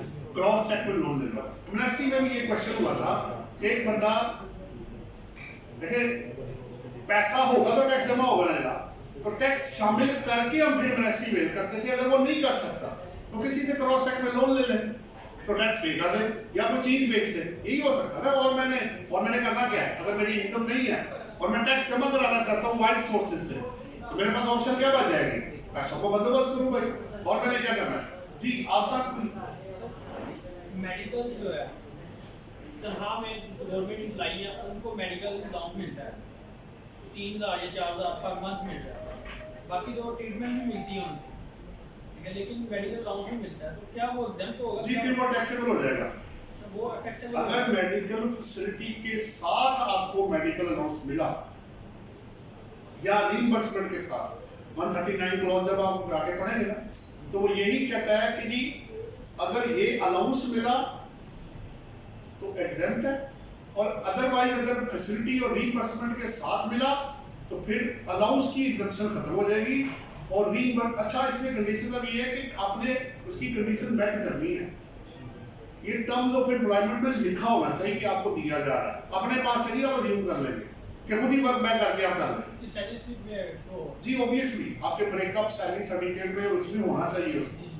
ये ना हो कि आप खुद ही से अज्यूम कर लें जी मैं 10% एग्जेम्प्ट हो गया। तो टर्म्स ऑफ एम्प्लॉयमेंट में और विदहोल्डिंग स्टेटमेंट में भी वो उतना ऑफर करे, ये ना हो कि वो कुछ और कह रहे हो और आप कुछ और ही कह रहे हो। तो टैक्स बचाने के लिए झूठ बोलने की जरूरत नहीं है, जो पेपर पे आया है वही वाला आपने उसको अडॉप्ट करना है। सर वो डीम इनकम जो है ये वन टाइम ही चार्ज होगी यहाँ के आगे हर साल चलेगी? ये 7E वाला जी सर। जी हर साल है, ये तो हर साल है। इसमें वो वाला नहीं है कि ये वन टाइम। जी आपका कोई और सवाल? सर सीवीडी जो है हाँ जो पाकिस्तान में प्रॉपर्टी है जी उस नहीं, उसमें नहीं, उसमें गाड़ियों पे सिर्फ लगा, स्पेसिफाइड व्हीकल्स पे। ये सीवीडी जो पाकिस्तान में है वो गाड़ियों में सिर्फ वो गाड़ियों में वो भी स्पेसिफाइड, जो 1300 सीसी और 50 के ऊपर और 5 साल से ज्यादा पुरानी हुई तो तब भी निकल जाएगा, ठीक है। और लेकिन दोनों के लिए, चाहे वो रेजिडेंट है या नॉन रेजिडेंट है। लेकिन कब से? 2023 से। 22 में उसका कोई इशू नहीं है फिलहाल। आपका कोई और सवाल तो नहीं? उनका सवाल। सर मेरा एक क्वेश्चन क्लियर हो गया। दूसरा मेरा क्वेश्चन है सीवीडी के हवाले से कि 5 साल इंपोर्ट डेट से उसमें जो लिखा हुआ है वर्डिंग दिखाओ नहीं जरा, इसमें जो वर्ड है ना from the end of the year लिखा हुआ, तो हमारे मुताबिक ये है कि वो शामिल होना चाहिए जिस साल में वो आया था, ठीक है ना। अगर मैंने 2022 में एक चीज ली है तो 22 से आपका शुरू हो जाएगा। फ्रॉम है ना, आफ्टर नहीं है। आफ्टर वर्ड आपको दिखाते ये ऊपर था ऊपर ही था। पीछे आओ, पीछे वो चार्ट जो मैंने बनाया था, बल्कि ये दिखा दो, इसमें देखो ये सीसी और वो वाला है। अब वैल्यूएशन का ना आगे तरीका बताया हुआ है, तीसरे पे या चौथे पे, आगे चलो। वैल्यू ऑफ, ये वैल्यू ऑफ एसेट, ये आप देखेंगे, आगे चलो, ये आगे देखिए, the value shall be reduced by 10% for each year provided that the value shall be treated as zero. कब? जब आप 5 साल के बाद होंगे। तो अब रेड देखिए मैंने किया हुआ है, reduce by 10% for each year from the end of the financial year. और यही वर्ड आपका 122 सेक्शन में भी लिखा हुआ है, फ्रॉम द एंड। तो इसका मतलब है इसको शामिल करना है आपने। लेकिन अगर आफ्टर वर्ड होगा तो फिर ये निकल जाएगा, ठीक हो गया। तो 10% जिस साल में आएगा, फिर करते करते 4 साल, तो 5 साल अगर पुराना हो गया तो आप पे वो 0% जो है वो चार्ज किया जाएगा। आपका कोई और सवाल है? नहीं सर, एक शख्स रेजिडेंट है और उसका आउटसाइड पाकिस्तान उसके पास एक एसेट है जो कि 80 मिलियन का है, लेकिन उधर फेयर मार्केट वैल्यू जो है वो बहुत ज्यादा है, 100 मिलियन के ऊपर है। कैसे डिटरमिन होगा कि उसके लिए 100 मिलियन? देखिए आप पहले तो फॉरेन करेंसी में एसेट की वैल्यू बताएंगे जब आपने लिया था, या पैसा आप लगाया, कॉस्ट आ गई, उसको रेट 30 जून 22 का लगाना है। मैंने 5 साल पहले $50,000 की एक चीज ली थी, उस वक्त रेट था 100 रुपए, ठीक हो गया, वो तो एक्चुअल कॉस्ट हो गई। इस सीबीटी पर्पस के लिए जो कॉस्ट आपने निकालनी है, वो जो रेट 30 जून 22 पे प्रिवेल करता है, उसको मल्टीप्लाई करना है अपने $50,000 के साथ। डॉलर फेयर मार्केट वैल्यू नहीं है, रेट फेयर मार्केट वैल्यू है, फर्क आ गया ना दोनों का। वो उधर से इंक्रीज करने की बजाय रेट उन्होंने ये ले लिया, कान उधर से पकड़ने की बजाय इधर से पकड़ लिया, तो इफेक्ट तो ऑटोमेटिक करेंसी का उसके अंदर चला जाएगा। आपका कोई और सवाल है? सर ये बताइएगा सर, रिफंड जो रिटर्न्स में रिफंड एडजस्टमेंट अब नहीं होगी जी फिलहाल ऐसे आप नहीं। कह रहे थे कि चांस है। देखिए जजमेंट तो इस पे आई हुई है, लेकिन चूंकि अब जब तक वो, अब इस पे भी कंटेस्ट होगा। देखिए इस पे ट्रिब्यूनल की जजमेंट भी है, सिंध हाई कोर्ट की जजमेंट है, ये लाहौर की है, पर जजमेंट अवेलेबल है, बड़ी क्लियर कट है। हैप्पी होम्स है या क्या नाम है उसका, उसके ऊपर जो हेड हुआ, तो वो तो क्लियरली बता रहा है। लेकिन अब अच्छा इंटरेस्टिंगली जो रिटर्न एसआरओ के थ्रू आई थी ना, उस चारों के अंदर ये अवेलेबल था। जब वो ऑनलाइन अपलोड हुई है, वो चारों ही गायब हो गए अंदर से। इसका मतलब है कि इंटेंशनली उसको गायब किया गया है, ठीक है। अब इसमें भी जारी बात है, फाइट होगी या जो भी होगा, ये भी डिस्प्यूट अब चलेगा लेकिन सर रिटर्न तो सबमिट कर जी, वो तो अभी ऐसे फिलहाल तो ऐसे नहीं, फिलहाल तो ऐसे। अब आपको 170 की जाके रिफंड की वो लेना पड़ेगा, रिडेमेंट होगा, वो टीम बनेगी, तो तब वो एक लंबा प्रोसेस, वो बात की बात है। फिलहाल आपको पता है रिटर्न के साथ अगर पेबल निकल आए तो आपकी रिटर्न जमा नहीं होती, वो आगे फाइल नहीं होती जी सामने। अच्छा सीबीडी के हवाले से एक तो ये जिन्होंने कहा था ना फेयर मार्केट वैल्यू के हवाले से जी, तो पहले तो ये है कि वहाँ पे ये लिखा हुआ है कि जहाँ पे कास्ट आपकी रीजनेबल एक्यूरेसी के साथ नहीं होगी तो फिर आप फेयर मार्केट दूसरा स्टेप है वो वाला, और उस पर भी जा सकते हैं कि अगर रीजनेबल एक्यूरेसी से आपकी कास्ट रिटर्न में नहीं होती तो फिर आप fair market value foreign assets की भी जाएंगे। अब उसमें कॉम्प्लिकेशंस है कि वो आप कैसे कैलकुलेट करेंगे, वहाँ की फेयर मार्केट वैल्यू कैसे होगी, ये इसमें थोड़ा सा करते हैं। दूसरे में तो आप पूरी तरह फंस जाएंगे जी मैंने एक नहीं, पहले मुझे एक चीज बताएं, आपने एक चीज खरीदी है, आपके नाम पे आ रही है, ऐसे ही है, और आपको पता ही नहीं कितने की है, तो आप किस दुनिया में रहते हैं? नहीं इसमें बाज़ दफ़ा कुछ चीज़ें इनहेरिटेड अगर बताएं ना, कौन सी चीज़ है? नहीं सर देखिए आपके मिसाल के तौर पर बाय कोई प्रॉपर्टी पड़ी है जिसकी आपकी वैल्यू का अंदाज़ा नहीं है, मिसाल के तौर पर 80s में 60s में 70s में कोई खरीदी गई है, कोई ऐसी एग्जांपल तो हो फिर सकती है, उस चीज़ को देखते हुए उन्होंने दूसरा स्टेप बताया। नहीं देखिए बात पता क्या है, अगर आप ये कहेंगे ना कि मुझे नहीं पता, तो आप बुरी तरह फंसेंगे। आप कहें मुझे पता है, क्या जरूरत है इस तरह की चीज? अगर एक चीज $10,000 की थी, आज वो $3 लाख की है, तो मुझे तो दोनों तरफ से मार पड़ेगी। एक तो मैं $3 लाख ऊपर से रेट भी उसको आज का लगाऊं, मेरा दिमाग काम कर रहा है जनाब, इतने पैसे कौन देगा? अच्छा एंड में पता लगेगा उतने की चीज नहीं जितना टैक्स लग गया। अच्छा इसमें तो दूसरा मैंने सिर्फ जो है ना वो दूसरे स्टेप का बताया कि इसमें ये कारण लिखा हुआ है। वो इसलिए लिखा हुआ है कि अगर आप कॉस्ट डिटरमिन नहीं कर सकते, लेकिन कॉस्ट को उन्होंने डिफाइन किया हुआ है कि आप जो भी फॉरेन करेंसी लेंगे उसको रेट आपने जो लगाना है 30 जून 22 वाला लगाना है, सीधी सी बात है। और देखे ना, मैं क्यों कहूंगा कि मेरा बेड़ा गर्क हो जाए भाई, मुझे क्या मुसीबत पड़ी हुई है? जब मेरी चीज $10 लाख की है, आज वो $3 लाख की है, तो मैं कहूंगा भाई आप 15,000 कर लो, 20,000 कर लो, मैं क्यों फेयर मार्केट वैल्यू पे जाऊं, ऊपर से रेट भी उसको आज का लगाऊं? वो तो बात पता नहीं किधर की किधर पहुंच जाएगी, वो तो नहीं हम एक्सेप्ट करेंगे, हम करने नहीं देंगे उसको, अपने क्लाइंट को तो ये हम सजेशन कभी नहीं देंगे। अच्छा इसमें सर एक और क्वेश्चन है कि जब ये बजट हो रहा था तो उस वक्त एक डिबेट चल रही थी कि जिन एसेट्स के ऊपर एमएससी वगैरह क्लेम हुई है, तो क्या उनके ऊपर जो है इसको चैलेंज किया जा सकता है? देखिए बिल्कुल किया जा सकता है, बिल्कुल ये पॉइंट था, ये हमने भी रेज किया था कि देखें एमएसटी में ये लिखा हुआ था कि इनको किसी भी तरह से प्रोब या टैक्स नहीं लगाया जाएगा, लेकिन सवाल यह है कि जिन्होंने टैक्स देके जनरेट किया उनका क्या कसूर है? ये सिर्फ एमएसटी वाले को क्यों मिलेगा? तो दूसरे लोग जिन्होंने मेहनत करके पैसा कमाया, टैक्स जमा कराया, ठीक है, कराते रहे, उससे एसेट क्रिएट किया, उसको तो आप टैक्स लगा रहे हैं, और एमएसटी में आप छूट लेने आ गए। अजीब सी बात है यार, आप प्रोटेक्शन मतलब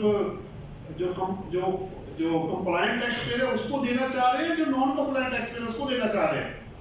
उसको पहले प्रेफरेंस दे जिस बंदे ने कंप्लायंस करके चीज बनाई है, आपको एमएसटी की पड़ गई है, तो मेरा पैसा जो मैंने पैसे देके टैक्स देके पैसा कमाया उसमें से एसेट क्रिएट किया, अच्छा आप टैक्स दो, तो जो चोरी करके टैक्स नहीं देकर रहा वो ऑनेस्टली वेल करे, वो दोनों तरफ से निकल जाए।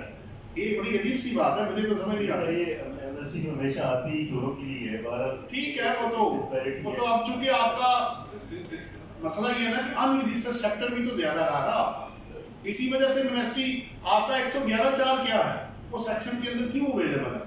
क्या आपने उसमें चोरों को प्रोटेक्शन नहीं दी हुई? ब्लैक मनी को व्हाइट मनी करने का तरीका नहीं बताया हुआ, लॉ खुद बता रहा है।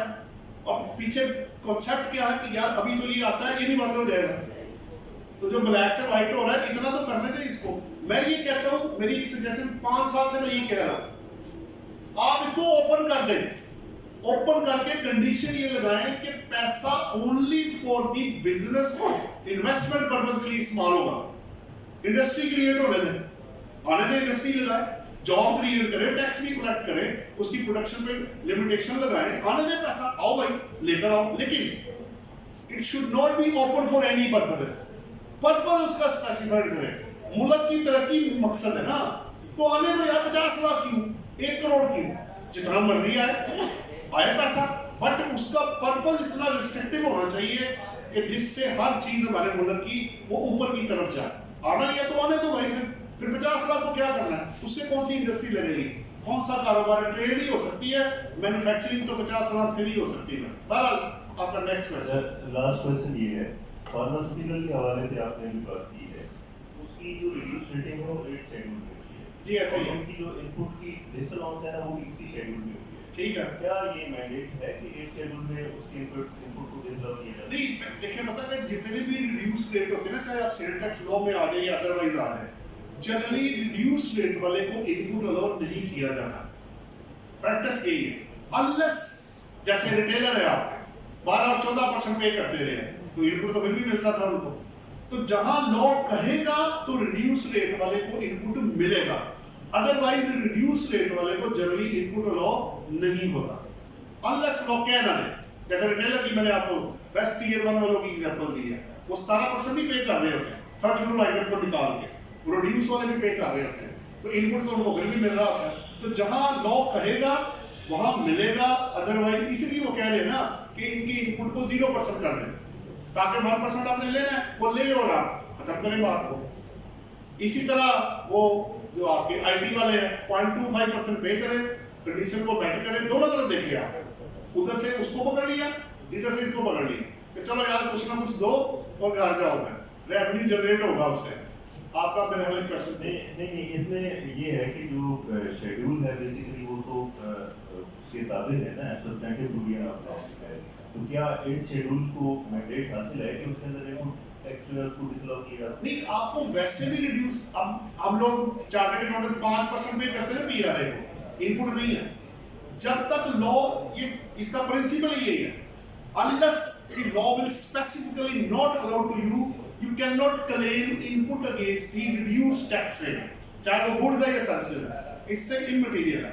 अगर लॉ कहेगा तो रिड्यूस रेट वाले को इनपुट मिलेगा, अदरवाइज अवेलेबल नहीं होता, चाहे वो सेक्शन के थ्रू आए या शेड्यूल के थ्रू आए, उसका कोई फर्क, शेड्यूल भी लॉ का हिस्सा ही होता है, ठीक है, उसको ताबे होता है मेन सेक्शन के। तो जनरल प्रैक्टिस भी यही चल रही है कि रिड्यूस रेट वाले को इनपुट नहीं मिलता। इसी का सर विरासत में प्रॉपर्टी आती है, उसको हम किस वैल्यू पे लेंगे? पता क्या एक्चुअली इसमें ना 22 तक सिचुएशन, वैसे तो वैल्यू जो लॉ है वो यही कहता है कि जब आप अगर 37 सेक्शन को पढ़ेंगे ना तो 4A था, 4 या 4A था, 34A था, वो ये कहता था कि टेक्निकली स्पीकिंग जब गिफ्ट में चीज या विरासत में आती है, अगर आपने रजिस्ट्रेशन अदरवाइज कोई चार्जेस पे नहीं किए तो 0 वैल्यू आती है आपके पास। आप उसको इनर कॉलम में लिख लेंगे, हाउस गिफ्टेड बाय फादर, अंदर आप फेयर मार्केट वैल्यू लिख लेते थे 4 करोड़ पे, बाहर आप 0 इसलिए लिखते थे 2 वजह, बड़ी इंटरेस्टिंग चीज है। पहला, wealth statement is always prepared on actual cost basis, तो आपने तो पैसे दिए कोई नहीं, कॉस्ट कहां से आएगी, 0 वैल्यू। दूसरा, अगर मैं एसेट को डेबिट कर लूं तो क्रेडिट किसको करूं, पेबल ये है नहीं, पैसे मैंने दिए नहीं ना मैंने देने हैं, तो क्रेडिट किसको करूं फिर मैं जाके, ये भी एक पॉइंट अंदर आ जाता है। तो इसलिए 22 तक क्या है कि आपने फेयर मार्केट वैल्यू को अंदर रखना है, जैसे ही आप बेचेंगे इनकम टैक्स पर्पस के लिए आप ये वैल्यू माइनस कर सकते हैं गेन कैलकुलेट करने में, ठीक है। वेल्थ में गेन पूरा आएगा क्योंकि वैल्यू जीरो थी, मैंने एक जीरो का एसेट 4 करोड़ में बेचा, तो वेल्थ स्टेटमेंट के लिए गेन क्या आएगा 4 करोड़ में। इनकम टैक्स के लिए गेन क्या होगा, अगर वो 1 करोड़ रुपया वैल्यू थी एफएमवी तो 4 में से 1 माइनस होगा, 3 करोड़ में मेरा जो है वो गेन बाकी मेरे पास आएगा। ये आपके गिफ्ट और उसके अंदर है। लेकिन आगे चूंकि कानून बदल गया 23 में, उन्होंने ये कहा कि अब जब आप एसेट बेचेंगे जो ट्रांसफर की कॉस्ट होगी वही आप माइनस कर सकते हैं। यानी अगर उन्होंने 10 साल पहले 10 लाख का लिया था, आज 4 करोड़ रुपए का, तो गिफ्ट कराने की बजाय उसे ये बेच के आपको क्रॉस चेक में पैसे देने ज्यादा बेहतर है। ये विरासत में भी यही होगा। नहीं, विरासत में तो पता नहीं ना होता, पता का विरासत में भी तरीका भी यही है। तरीका उसके लिए भी 4 साल देखिए इस वक्त ना 3 चीजें अलग-अलग चल रही हैं। अगर आपका अपार्टमेंट है तो 2 साल बाद 0% है, कंस्ट्रक्टेड प्रॉपर्टी है तो 4 साल बाद 0% है, और अगर प्लॉट आपको मिला है तो फिर 6 साल बाद 0% होगा फ्रॉम द डेट ऑफ जब आपके नाम पे वो चढ़ जाएगा। सर यहाँ पे एक क्वेश्चन है कि बहुत सारी लिटिगेशन हो रही होती है विरासत में, 20-20 साल पुरानी लिटिगेशन हो रही है, ठीक है ना जी, 30 साल पुरानी जी। डिक्लेरेशन या डिग्री जो है अब हुई है, तो अब मैं रेट उसका वो 30 साल पुराना लूंगा या नहीं, आपको तो विरासत में आई है ना, विरासत में है। तो आपको तो अब आया ना बेसिकली, तो आपके पास तो जीरो वैल्यू है। ठीक है, जब आप बेचेंगे तो तब आपने लेस करना जो भी करना है कॉस्ट को। जिस दिन आपके पास आई उस दिन तक अगर कोई कॉस्ट उस पे आई है till the date of disposal जो आपके पास आएगा, तो वो कॉस्ट आपने माइनस करनी आगे जाके ट्रांसफर की वो सेल प्राइस जो वो करेगा उसमें से, फिर वो जो गेन निकलेगा उसके मुताबिक वो 2, 4 और 6 बाहर आएगा, फिर टैक्स लगना या नहीं लगना वो देखा जाएगा। तो बेचने से पहले सोच लें कि टैक्स कितना बनता है, ये ना हो कल को टैक्स वाले। ऐसे है ना कि 50-50 साल पुरानी। जी बिल्कुल ऐसे ही है, बिल्कुल ऐसे ही है, वो 100 एकड़ बिल्कुल सही कह रहे हैं। ये कम्युनिकेशन अभी जो है 23 में बड़ी स्पीयर किस्म की आनी है, ये मैं बता दूं। इसलिए बेचने से पहले कंसल्टेंट से राब्ता जरूर करें, आपस में कर लें ताकि आसानी पैदा हो। जी अगर सर ये 22 में हो गया तो फिर तो नहीं लगेगी, गेन टैक्स नहीं लगेगा। वो डिपेंड करता है कि फिर फेयर मार्केट वैल्यू लेस करके क्या बचा और पीरियड कितना, क्योंकि पहले 4 साल बाद 0% था।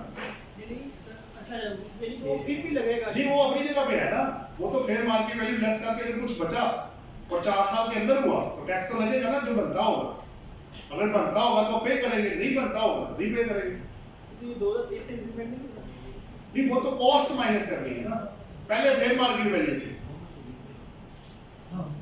ऐसे ही है ना, वो पहले फॉरेन टैक्स था ना, टैक्स वो पीछे सवाल आ रहा है।